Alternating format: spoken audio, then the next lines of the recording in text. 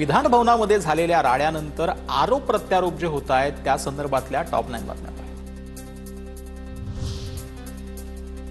जनता फक्त आव्हाड किंवा पडळकरांनाच नाही तर आपल्याला शिव्या देते, सगळेच आमदार माजले तसं बोललं जातंय. विधान भवनातील हाणामारीवरून मुख्यमंत्री देवेंद्र फडणवीस संताप.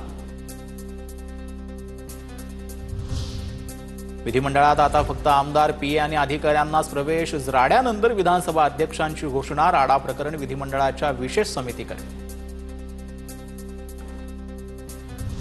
राज्यात राष्ट्रपती राजवट लावावी इतकी गंभीर स्थिती.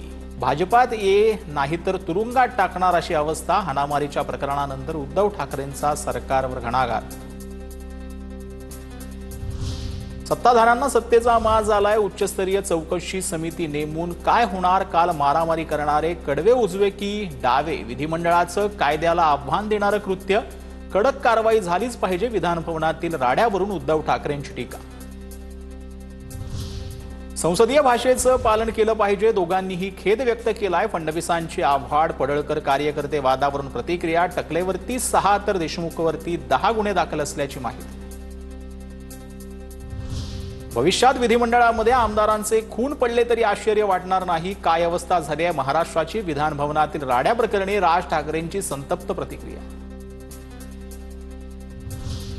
विधान भवनाबाहेर फक्त हत्यार बाहेर काढणं बाकी होतं. हल्लेखोरांच्या गाडीमध्ये शस्त्र होती. आव्हाडांना मारण्याचा कट होता. राऊतांचा मोठा आरोप.